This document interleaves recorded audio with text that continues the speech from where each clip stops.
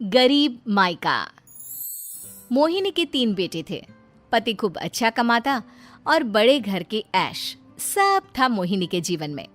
लेकिन एक चीज जो नहीं थी वो थी सुकून। मेरी बहन और मेरा भाई दोनों गरीब, लेकिन मैं मेरे पास तो नोट की बरसात है। तभी मोहिनी की बहन बीना उसके दरवाजे आ जाती है। अरे मोहिनी, कैसी है? मेरे घर में ना सिलेंडर खत्म हो गया है। तेरे पास तो इतने पैसे हैं, भरवा देना मेरा सिलेंडर। पैसे जैसे ही आ जाएंगे मैं दे दूंगी। तभी मोहिनी का पति राकेश आ जाता है। क्या है बिना, ये अपने घर की परेशानी हम लोगों के घर ना गाया करो। तुम्हारी बहन को तुम लोगों पर तरस आ जाता है और वो पैसे देने लग जाती है। मुझे ये बिल्कुल पसंद नहीं है। ओ जीजा जी, नहीं, मैं तो वो बस अच्छा मैं चलती हूँ। बीना वहां से चली जाती है। उसके जाने के बाद अच्छा किया जो आपने सुना दिया। अरे न जाने क्या सोचकर मेरे घर आ जाती है कि जैसे यहाँ तो भंडारा भरा है। अरे कितना तो दे दिया। अच्छा जी, जरा 1000 तो देना। वो बिन्नी दीदी है ना, उनके घर जा रही हूँ। उनका पोता हुआ है तो मुंह दिखाई दे दूंगी।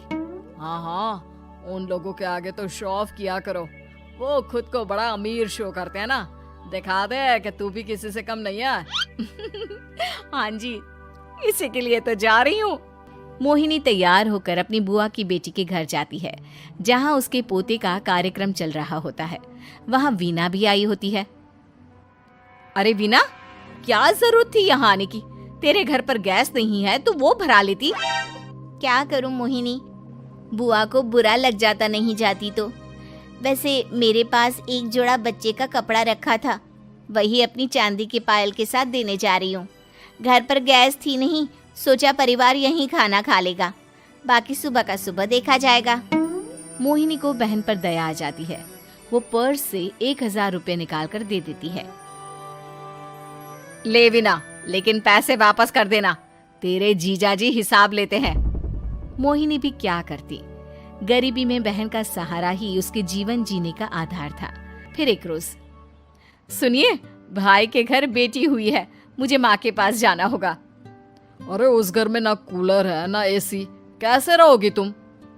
हाँ, वही सोच रही हूँ कि अकेली जाऊं, बच्चों को साथ ना ले जाऊं। चली जाओ, लेकिन ये जो तुम अपने गरीब परिवार से मिलने चली जाती हो ना, मुझे बिल्कुल अच्छा नहीं लगता। पता नहीं मैं भी कैसे मैनेज करती हूँ, लेकिन क्या करूँ। मोहिनी भाई भाभी के घर आती है। मोहिनी, कैसे आना हुआ? तू यहाँ हम लोगों के घर रह लेगी या फिर किसी होटल में रहेगी? क्या हो गया है माँ? मोहिनी को क्यों ऐसे बोल रहे हैं आप?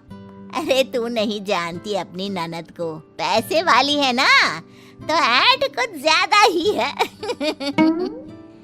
मोहिनी को माँ की बात का बुरा नहीं लगता है, क्योंकि उसे पता ही नहीं चलता कि माँ उसे जली कटी सुना रही है। वो भाभी की बच्ची के साथ लेन देन करती है और वहाँ से चली जाती है। उसके जाने के बाद, माँ, क्यों आप मोहिनी को इतनी सारी बातें सुनाती हो? भाई का बेटा बोल पड़ता है। माँ, क्योंकि दादी जानती है कि बुआ के अंदर घमंड है। सही बोल रहा है मोहन।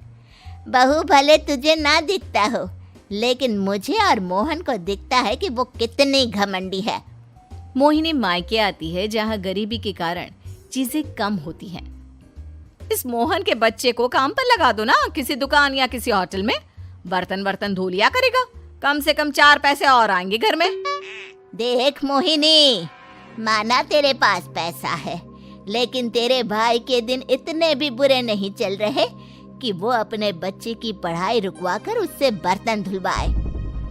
मोहन माँ की ओर देखता है, जैसे आंखों से बोल रहा हो, देख लिया बुआ का हाल। हाँ मोहिनी, बात तो सही है, लेकिन अभी मोहन को पढ़ना है। आखिर तुम भी तो अपने दोनों बेटों को पढ़ा रही हो ना। मेरे बेटों से कैसे कंपेयर कर सकती हैं आप? अरे वो तो कलेक्टर बनेंगे। हाँ, कल को वो मोहन को नौकरी में रख लेंगे, क्यों? मोहिनी कुछ दिन और रहकर चली जाती है। धीरे धीरे दिन बीतता है मोहन बड़ा होता है और कड़ी मेहनत से सफल भी हो जाता है। मोहिनी, माँ के जाने के बाद तो तुमने भाई भाभी के घर जाना छोड़ ही दिया, क्यों? वो क्या है ना, उन लोगों का घर छोटा है, मेरे बच्चे जाना ही नहीं चाहते। पर तुझे क्यों अचानक मायके की बात याद आ गई? यार, मेरा तो मायका है, भाई भाभी है, मेरा तो आना जाना लगा ही रहता है। हाँ, क्योंकि तुझे आदत है ना ऐसे छोटे से घर में और कम पैसे में रहने की। वैसे क्या खबर है आजकल मायके की अपने? अब वो घर छोटा और कम पैसे का नहीं रहा, क्योंकि मोहन तो बहुत बड़ा आदमी बन गया है। फिर क्या? मोहिनी भाभी को फोन करती है। मोहन किसी बड़ी कंपनी का मैनेजर हो गया है क्या भाभी? क्या ये सच है? हाँ मोहिनी दीदी, अब तो हम लोगों के गरीबी के दिन कट गए। आपके भाई ने कोई अच्छे कर्म किए होंगे जो हम लोगों का बेटा इतना अच्छा कमा रहा है। देख लो भाभी, पहले भी आपने कई गलतियां की थी, आप थोड़ा संभल कर चलना। भाभी को मोहिनी की बात समझ में नहीं आती कि वो क्या कहना चाहती है। फिर एक दिन वीना मोहिनी से कहती है, मोहिनी, हमारा भतीजा मोहन अच्छा कमा रहा है, क्यों ना मैं अपने बेटे की नौकरी के लिए उससे बात करूं? अरे बुआ का बेटा है, ये सोचकर मदद तो करेगा ना? हाँ हाँ, क्यों नहीं करेगा, उसके बुरे दिन में तो हम भी खड़े थे। मोहन को वीना फोन करती है और अपने बेटे की मदद करने की बात करती है। हाँ हाँ बुआ, क्यों नहीं, आप सिद्धार्थ को भेज दें, मैं अपनी ही कंपनी में उसकी नौकरी करवा देता हूँ। दिन बीतते हैं, अब वीना के हालात भी अच्छे हो जाते हैं। क्या बात है वीना, तूने भी कार ले ली, वो भी इतनी अच्छी? हाँ मोहिनी, अपने भतीजे के कारण तो हम लोगों की दिन अच्छी हो गए। उसने सिद्धार्थ की नौकरी लगवा दी है, वो भी शानदार। ठीक है, लेकिन पैसे ख्याल से खर्च करना। वो क्या है ना, पैसे आने आसान है लेकिन संभालने मुश्किल। मोहिनी घर पर अपने पति से बात करती है। देखो ना, सबके पास पैसे हैं, एक वक्त था जब मैं ही अमीर हुआ करती थी। लगता है कि ज्यादा दिन नहीं रह पाओगी, मेरी नौकरी को कुछ साल ही बचे हैं और तुम्हारे दोनों लड़के निकम्मे हैं। उन लोगों को बोलो ना कि नौकरी करे। तभी वहां मोहिनी के बेटे भी आ जाते हैं। अरे हमें क्या मोहन समझा है जो दिन रात गधे की तरह काम करते रहे? खैर, दिन फिरते हैं और मोहिनी के पति की नौकरी भी खत्म हो जाती है। मोहिनी क्या करे, थोड़े से पैसे में गुजारा नहीं हो रहा है। तो क्या करे, मेरी समझ में कुछ नहीं आ रहा। मोहन को बोलो ना कि वो इन दोनों के लिए नौकरी देखे, जैसे सिद्धार्थ के लिए नौकरी देखी है।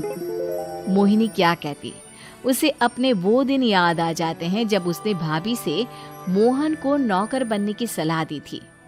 क्या हो गया, क्या सोच रही हो मोहिनी?